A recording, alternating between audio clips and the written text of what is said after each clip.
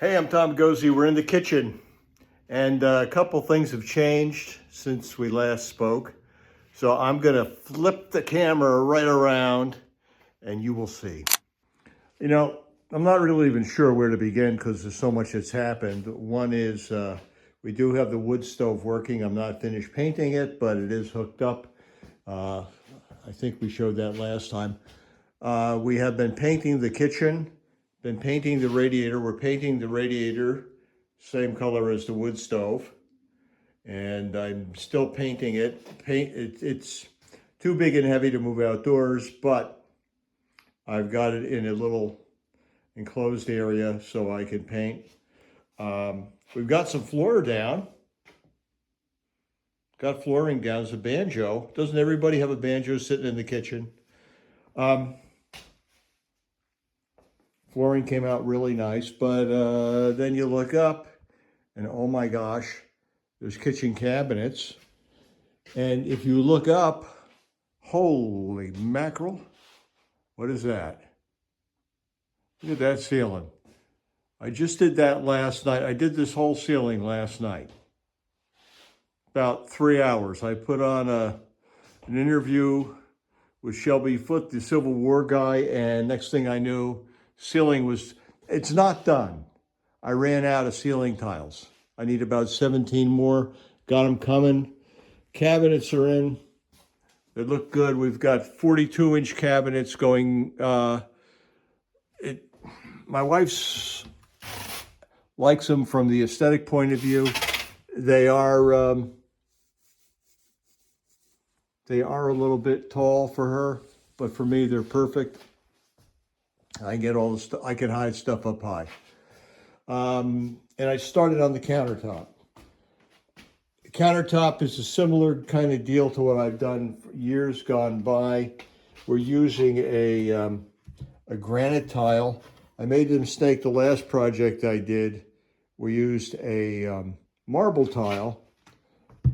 The granite tile is much more resistant to everything than the marble is. Marble will break down and scuff, and if you get anything acidic on it, it's going to stain it. So we went back to granite. Pretty simple process, really. We cut strips. I've got 3/4 inch material as the basis. I've used OSB. I've used Advantech. I've used plywood. It'll be sealed. I've never had any issues with moisture. 3/4 inch goes, so that's 3/4 inch wide, and that glues here. I've got to cut some pieces. I just put up full pieces, glued and taped in place. Tomorrow, we'll put the tile over it. You can see here the tile is extending over the edging, so it makes a relatively clean look. And I just had to put a couple pieces up to see what it's like. The cutout is done for the sink. We've got a white sink. Well, the sink's right over here. I could show you. Why am I trying to explain stuff? Got a nice big white composite sink that's going in there, matched with the cabinets. Big surprise was that we had to replumb the drains. This drain, and out here in the laundry room, which is adjacent, we had a little bit of a surprise. When the washing machine was being used, the drain would drain out.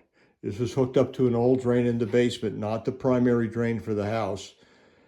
And apparently it must be a gray water drain like old timers did, because what would happen when the machine ran, that would back up. And this was before we had cabinets in here. That pipe over there, I had no cap on it.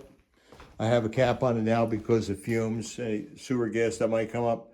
But before I had the cap on it, when it was hooked to the old drain, that would be like Mount Vesuvius erupting all over the floor with water. It was just water coming up because it's a gray water drain. But that's gone. Everything has been, so the pipe goes from here about 30 feet that way in the basement to tie into the new drain that goes to the new septic and leach field. Down there you see a hookup for the electric range. We're getting ready to put up the microwave. Mr. Stupid put an outlet here that shouldn't be here. Not sure what we're going to do about that. I think we're going to take it out and just, it's in series here. It goes down there to there, to there, to there, to there. So that one really is extraneous because it would be behind the stove. So that's probably got to come out. I'm debating on it. And we've been painting where we can, been doing touch-up. I had to put an outlet in for the microwave up top there, which meant I had to snake wire up through, so there were some holes that had to get poked. I knew we were still doing, there was touch-up to do in a lot of places. So as we finish up the touch-up, this will get done as well. Not a big deal. One thing that we wound up doing, I did the other night, which was, it wasn't a catastrophe, but it was a bit of a nightmare. I decided when we had the cabinets in, that door, which was an old door, was kind of cockeyed and didn't look right. So we decided to replace the door. It was a tight fit. It's a 32-inch door. And the old wall, or the wall in the back here, was wood. We put beadboard over here where we put some cabinets. And over on this side, these little short pieces of wood popped out when we were trying to trim. Obviously, I haven't finished because we're going to put beadboard here too. So the trim will come off. We'll finish doing it, but it was a mess. A lot of whittling involved to get this to fit properly, but it does fit. I haven't redone this yet because I've got a few other things. As we continue to rewire, more conduits going in. The stout one here was for the stove hookup. This one was for micro. We've got a hookup. Yeah, I'm okay. A circuit for microwave and a circuit for refrigerator. So this is slowly getting undone. There really isn't that much to do. This goes out to the barn. That's got to go in conduit as well. And so we got more conduit to put in. And this has become the catch-all for all the electrical stuff and everything else as I get all of my tools out of the kitchen. So, one more thing. A major boo-boo on my part. Set this up, and we weren't planning on putting in a Lazy Susan in the corner. So I got a blind corner. This is the blind corner here.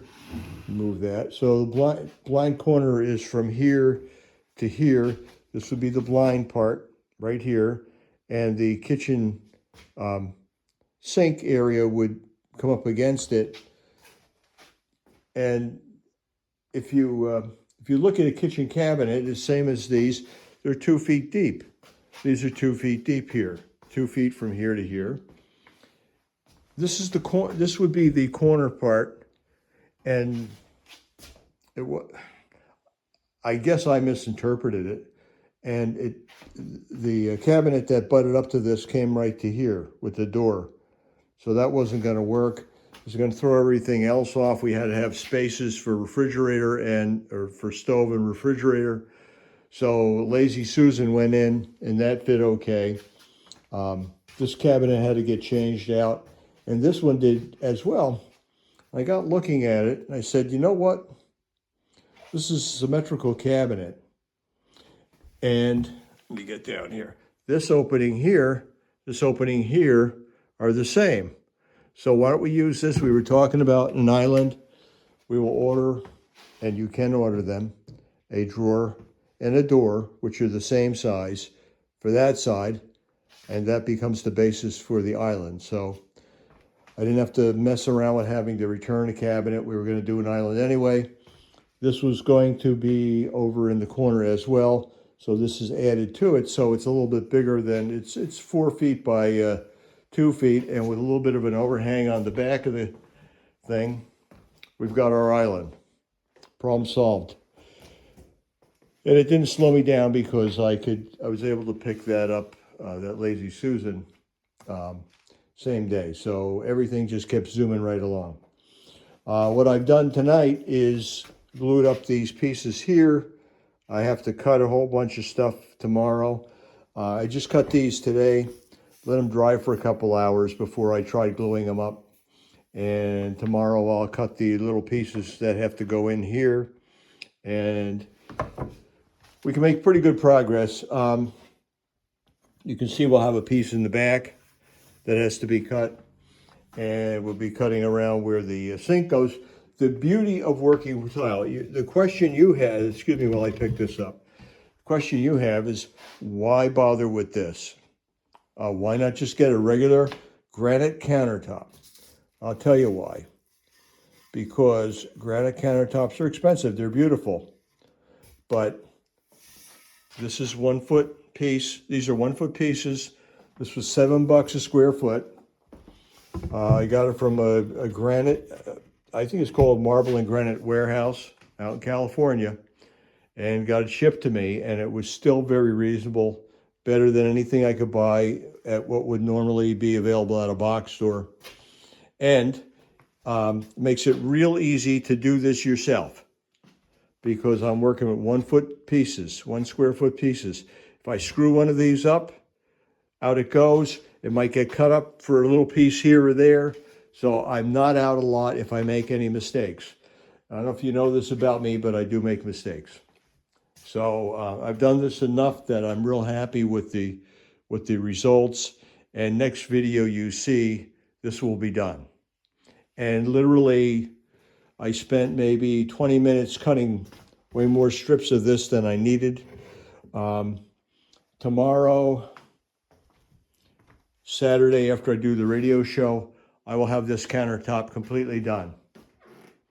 And you'll see the results for the next video, which probably will be soon. I'm sorry, we've been kind of running around here getting this stuff done. The flooring took a little while, and then cabinets came, and anyway, so that's it for now.